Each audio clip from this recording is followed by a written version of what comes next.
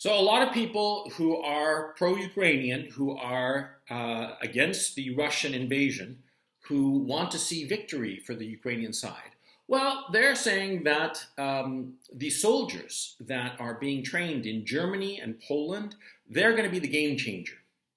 The weapons that are being shipped from the United States, from NATO to the Donbass region, they're going to be the game changer.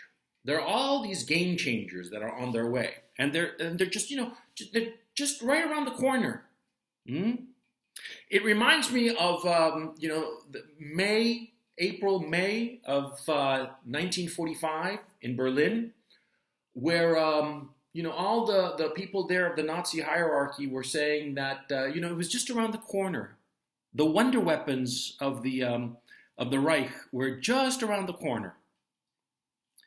I'm sorry. I'm sorry for being smug. I'm sorry for being, but I find these daydreams just laughable. And as a human being, as a man, I understand them because hope is the last to die. And hope can be a very powerful thing because hope can give you the expectation of victory when things are darkest. But also, hope can lead you down paths that are simply unrealistic, that are simply impossible. The Zelensky regime has talked about how they're going to raise a 1 million man army. The Zelensky regime has talked about how these howitzers coming from the West are going to change everything, change the fortunes of this war. And the Zelensky regime and all the other propagandists in the West, they're all propagandists, they're all liars. They keep insisting that the people being trained in Germany and Poland, they'll get out to Ukraine and they'll save the day. It's going to be like in that Lord of the Rings movie where there's this battle going on and they're losing, and it looks like all is lost. And then at the last minute, this avenging army comes over the hilltop and saves the day. That was a movie. This is real life.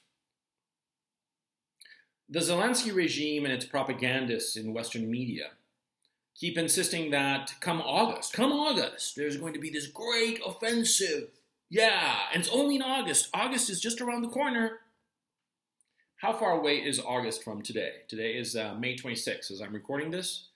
May 26th, June 26th, July 26th, August 26th. That's 3 months away.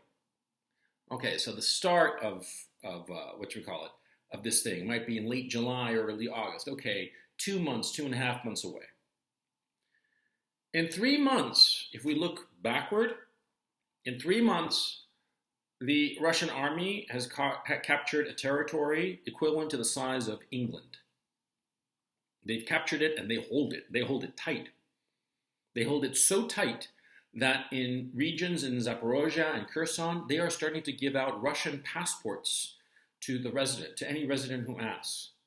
And they're using rubles to buy groceries. That's what's happened over the last 90 days. The Russians have captured this territory and they are holding it tight and they're never letting go. And they've got the manpower and the firepower to make it stick. What does the Zelensky regime and its propagandists in the West, what do they have? Empty promises. That's all they've got. They got words. They got bullshit.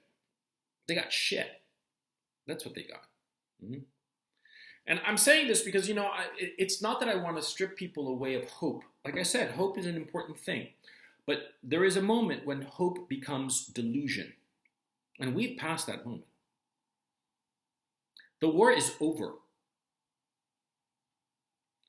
What has to happen is that the Zelensky regime has to surrender so as to prevent the needless loss of life. These soldiers being trained in Germany and Poland, I'm sure that they're hardworking. I'm sure they're doing the best they can. But by the time they get here ready to roll with their weapons from the West, it's going to be over. When are they going to show up? Next month? In a couple of months? In a couple of months, man, the current army is going to be annihilated. I've said it before. Don Rumsfeld said something very profound and very true. You go to war with the army that you got.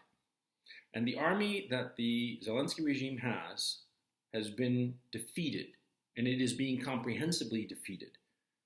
This Lysychansk encirclement that's about to happen, in the next couple of days. I mean, we're talking hours practically here. Like I said in the previous video, in the video I released earlier today, the Lysychansk encirclement, it's happening now. It's happening, between today, Thursday, and probably at most Tuesday. Between now and Tuesday, it's over. And that's going to be the fate of 15,000 men. And how many men does Ukraine have to throw away? For nothing. That's the thing that drives me crazy. That it's for nothing because they can't be won. Popasnaya, I think, will be looked back on as the moment. When the Russians captured Popasnaya, which was the high ground where they could position artillery and just basically have their way with the entire region, I think that the Battle of Popasnaya was the moment. And people retrospectively will be able to pinpoint and say, oh yeah, that was the moment. That was the moment when the Donbass was lost for good. That's when the Russians won, and it just became an inevitability. We are in the phase of inevitability.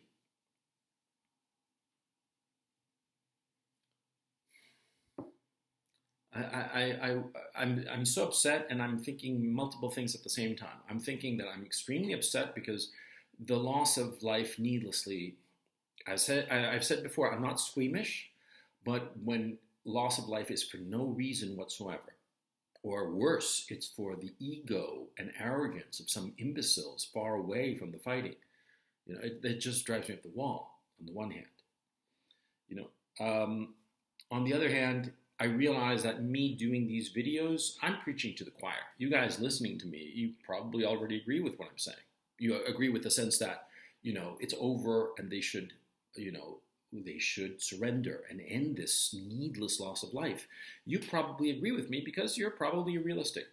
The people who don't agree with me and who are going to call me evil, a Putin bot, how much is Putin paying you, all kinds of nonsense like that. Well, they know the truth. See? They know it.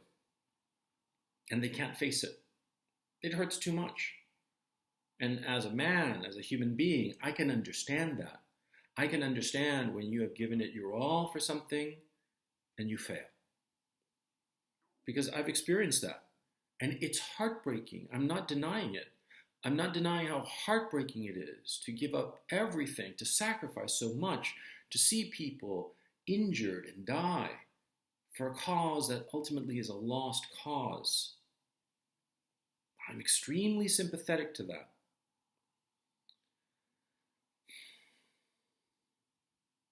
Sorry for the downer video.